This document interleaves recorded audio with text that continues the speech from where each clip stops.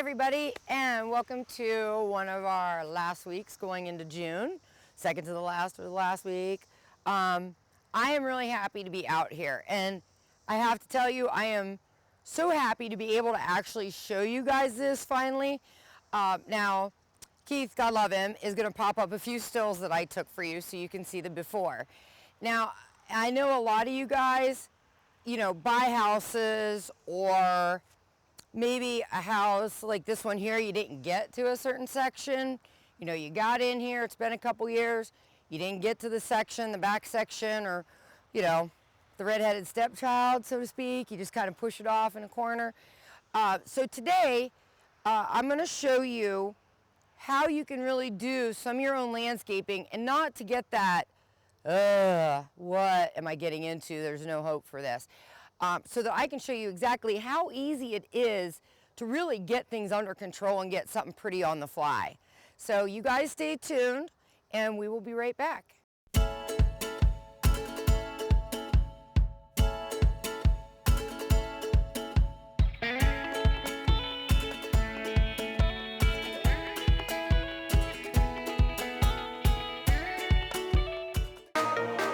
I think the hands-on aspect is going to give you an opportunity to explore, find out what you're good at, what you like, and you're not going to have mountains of debt. What you're going to have is a marketable skill that even if you don't love it, you can use that to pay to go on to college and get that degree. And we've got a number of students that do that. They're very mature. I think we're a great hands-on exploration base. For fastidious librarian Emily Skinner, each day was fueled by thorough preparation for events to come. Well, somewhere along the way, Emily went right on living. But you see, with the help of her Raymond James financial advisor, she had planned for every eventuality, which meant she continued to have the means to live on, even at the ripe old age of 187. Life well planned. See what a Raymond James advisor can do for you.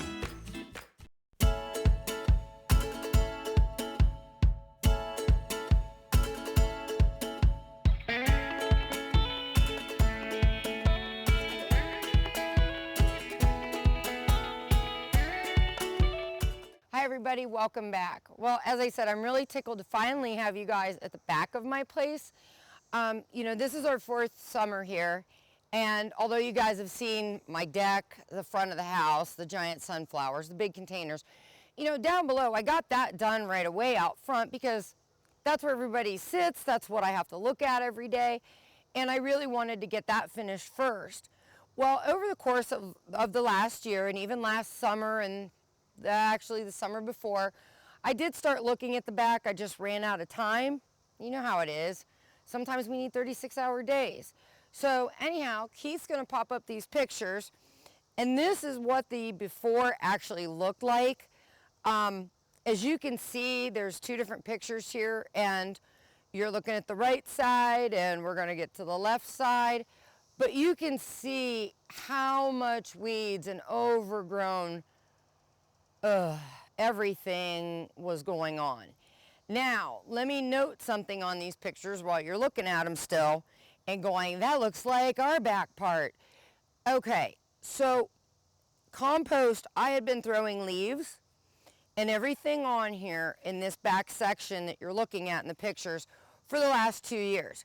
Everything came out back and was thrown on there. 2, I couldn't find the pictures from actually 3 years ago.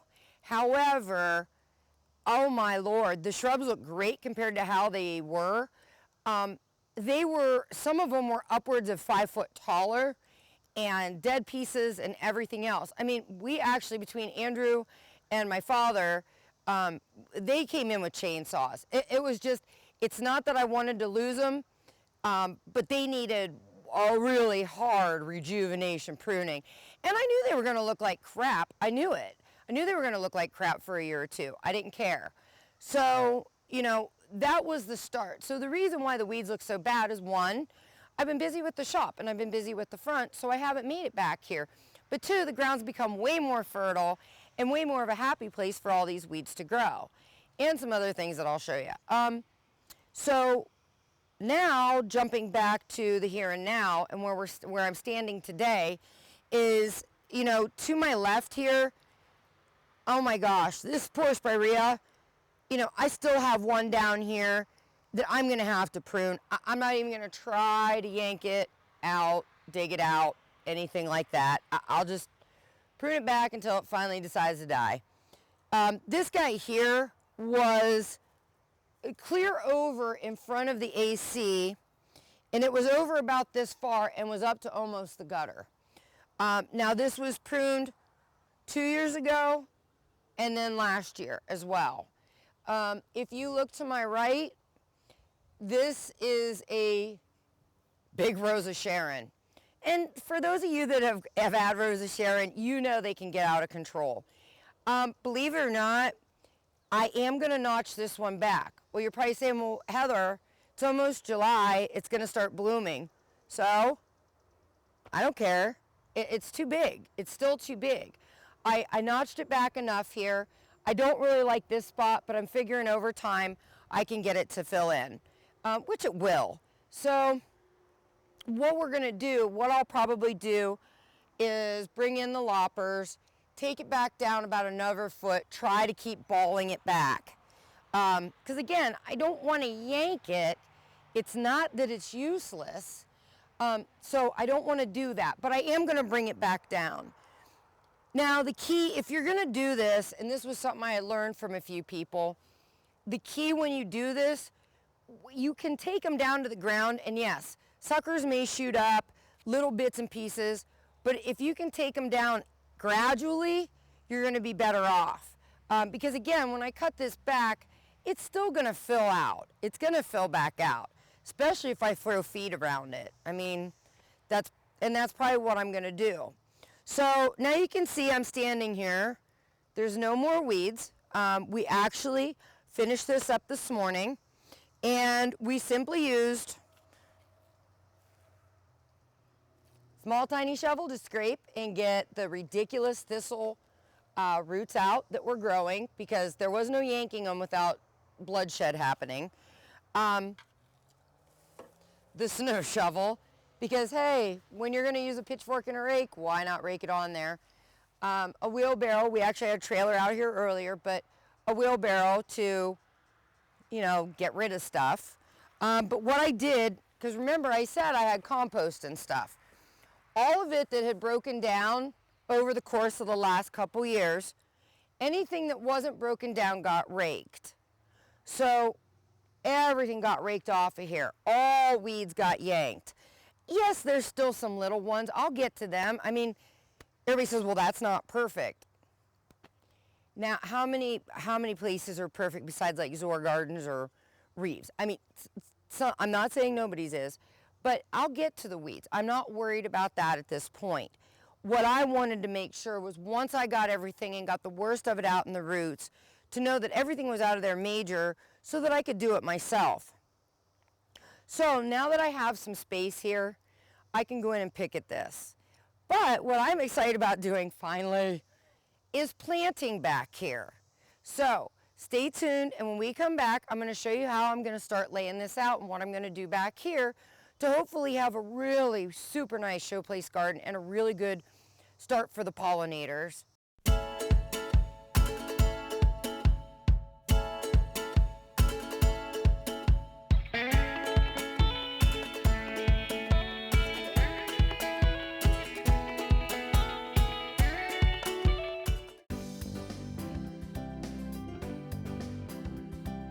For clean air you can breathe in a clean-looking home exterior, Ultra Clean.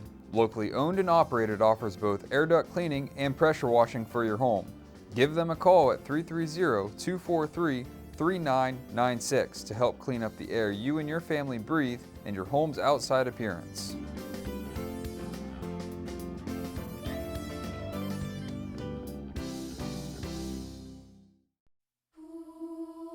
Well, I woke up to the sound of silence and cars. We're cutting like knives in a fist fight. And I found you with a tear in your eye, your head in the curtains and heart like the 4th of July. You swore and said, we are not We are not shining stars. This I know. I never said we are.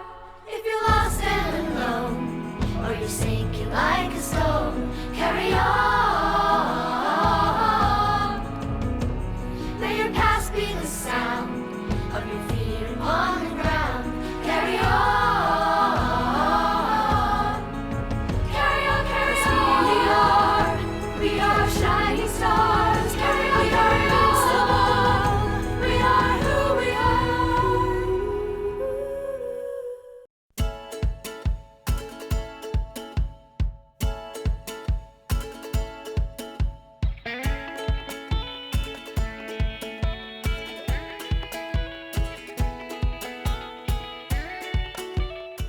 Hi everybody, welcome back. So now I'm finally at the fun point where I get to pick out flowers, figure out, how much sun I have and what I want to put in, and do I want to stick to a color scheme or do I want to go with more of a cause? I'm doing a little bit of both. I have my certain favorites, like my Gaillardia. I love that stuff, always will. But I am going to implement in some different things because we do have really friendly deer around here, and they love to make mincemeat out of the hostas. Now, I could go over and everybody says, well, why don't you divide out some of those? I don't think so. I'm not going to give them any reason to want to come over here.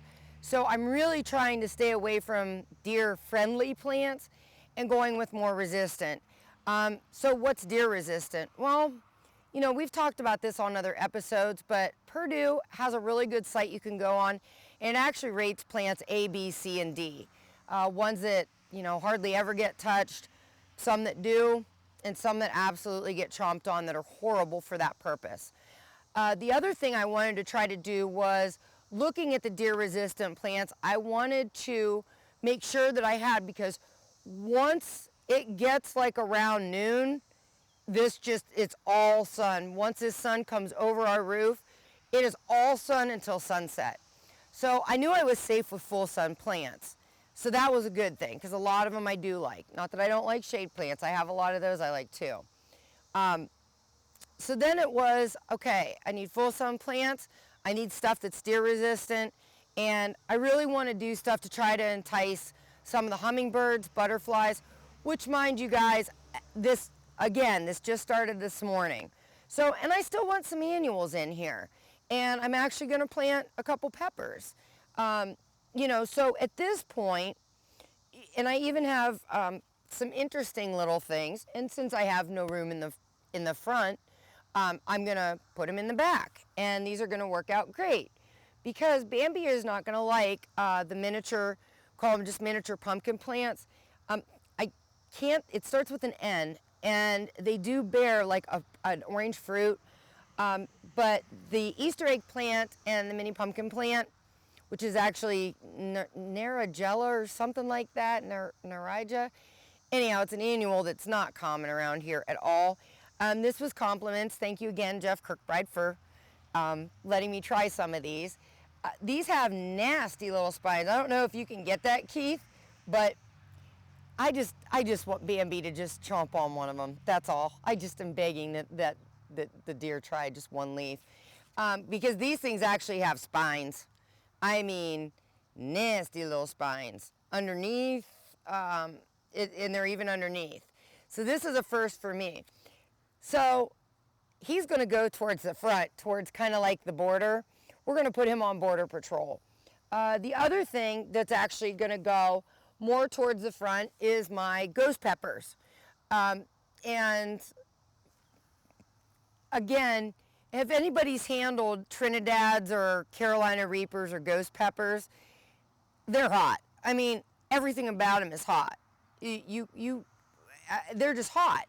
So some of those are going to get planted around too, just because, one, they're cool, two, I'll save the seeds, just to, grow for next year, hopefully.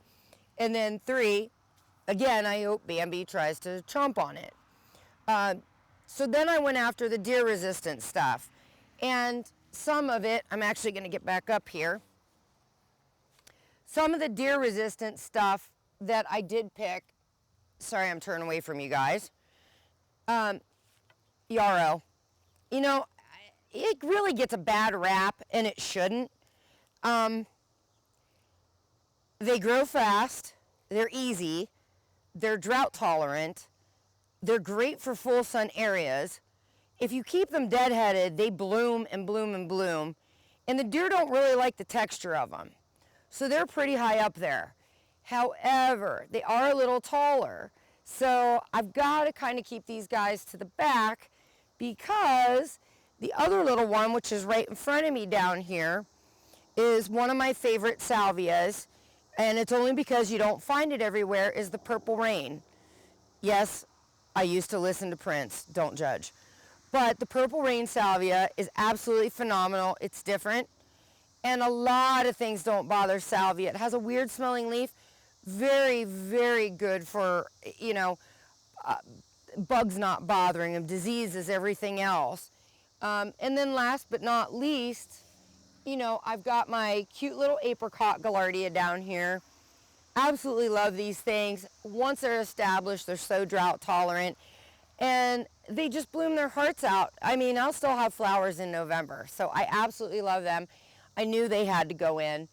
And then finally, I have some onions, the ghost pepper that'll kind of go around, just because I eat them. I'll come back here and just eat the darn things.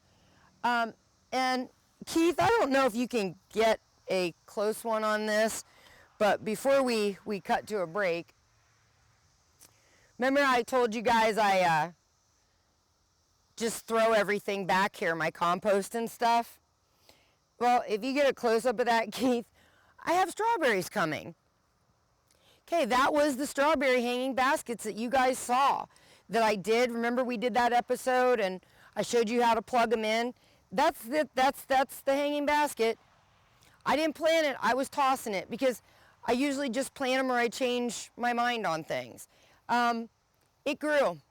So again, this is why sometimes you got to give things a chance. Now, am I going to let them go?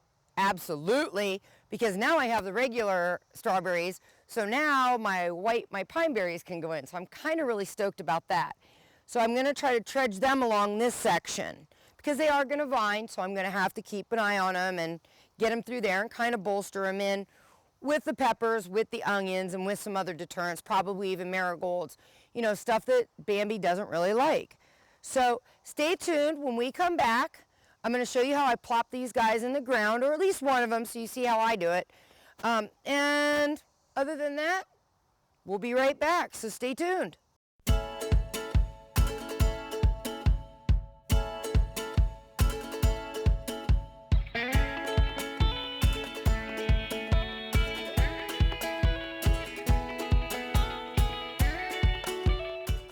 For fastidious librarian Emily Skinner, each day was fueled by thorough preparation for events to come.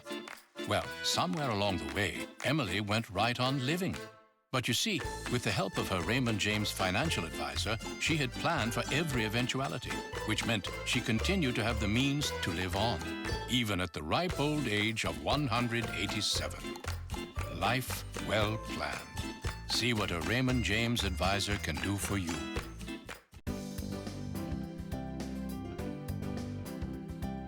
For clean air you can breathe in a clean-looking home exterior, Ultra Clean. Locally owned and operated, offers both air duct cleaning and pressure washing for your home.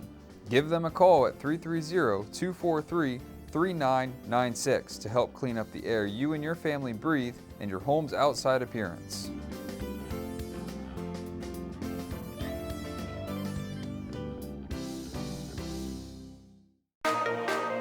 Just wanting to be a police officer, I knew this was a great start, and it turned out to be a fantastic one. Just be able to actually see what you're doing, what you're working on, and understand how you can take one thing and turn it into something else. We got to creatively use skills and academics and see how we can place them into our fields. It was pretty much I had the key to open the door, and that was from Buckeye.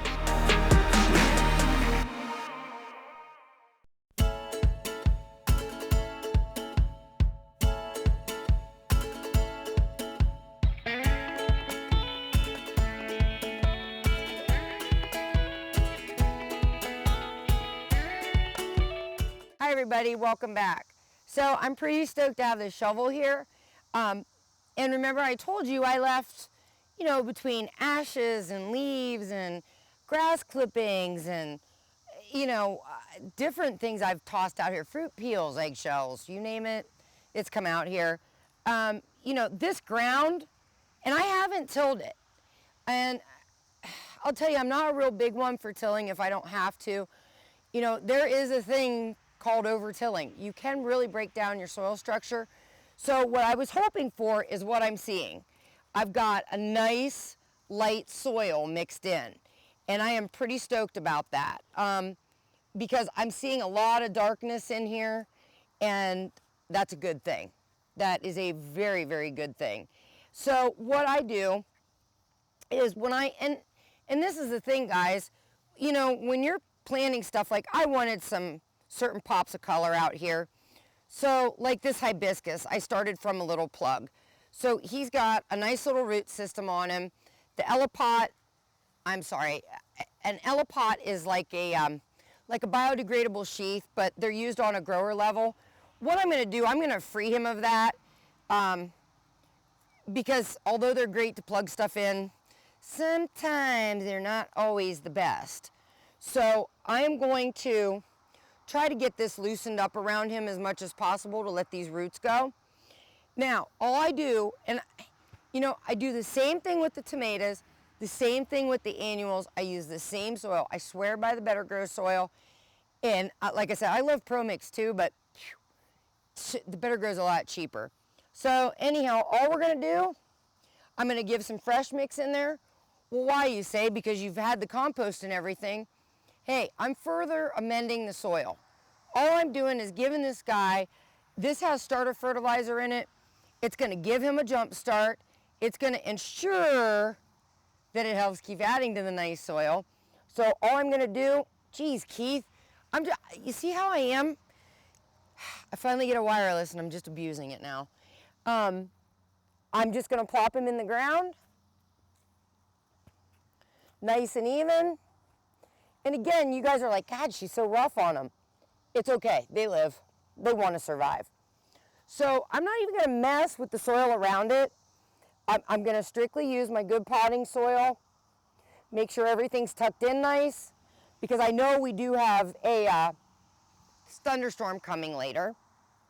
So I'll tuck him in nice, and I'm gonna wait and make sure Mr. Weatherman says there's a thunderstorm, and he'll be fine overnight. He was wet enough. So I'll keep him tamped in.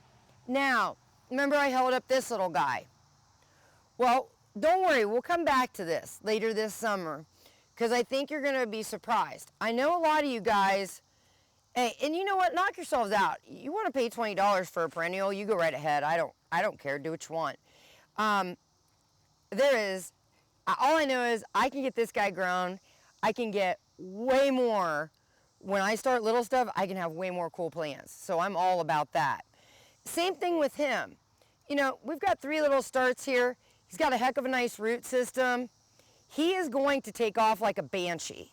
Again, this has the starter fertilizer in it. It's got the good aeration, the good nutrient holding capacity. It's gonna help him take off and really thrive. And yarrow, again, it's a fast grower as it is. So I'm gonna sit there and plop him down. And I know if, I don't know if Keith can kind of jump around, but he probably can get a still of some of these ones back here, kind of how I have them placed. That's how I'm gonna get them placed. Well, yeah, it seems like a lot of room between them. Sure, and it is, but they'll grow. 1, they'll grow, and 2, I may add something in front, to the side, give this, you know, I'll have the pine berries in there. I don't like, remember I said something about crowding things in? You know, you get things too crowded in, bugs have a place to hide. Air circulation decreases, you up your chances of diseases. So it's really a good thing. I like to keep a lot of breathing room. Plus I don't need to be surprised by snakes. That's just not my thing. I don't really want to walk in because I can't see the difference between one plant to the next and there's a snake sitting in there. So anyhow, I hope this helps you realize that you don't, I mean, Not everybody has $500, $1,000, $15,000 to spend on landscaping. I don't, and I'll tell you, this is how you can do it. I mean, this little perennial here was $2. Not expensive. Okay, this, yes, I grew from a plug. I know everybody's not going to want to jump on the boat and have stuff shipped up from Florida for them, but hey, it's me. You know, that little Gaillardia, $3. So there's not one plant here, and again, a lot of them, thanks to Jeff, you know, I got some for free too. So there's a lot of things you can do. So this is where don't feel defeated if you have a backyard like what you saw in my before picture in the back of the house. It can be done. It really honestly can be done. So I hope that I gave you that ray of sunshine anyhow, or hope that you can do this on your own. It's just a little bit of elbow grease. So that being said, I hope you guys have a wonderful weekend. If you need to catch up on the other episodes, just go to WJRTV2.com and click on original programming, and you'll see the Garden Girl right there, and Keith has all those wonderful episodes just uploaded for you. So you can catch up that way. And also don't forget, if you happen to miss my show at Wednesday at 5 o'clock, you can catch it again Friday at 7 or even Saturday morning at 9 a.m. Okay, everybody, I will see you after the 4th. You guys take care, lots of love, and happy planting.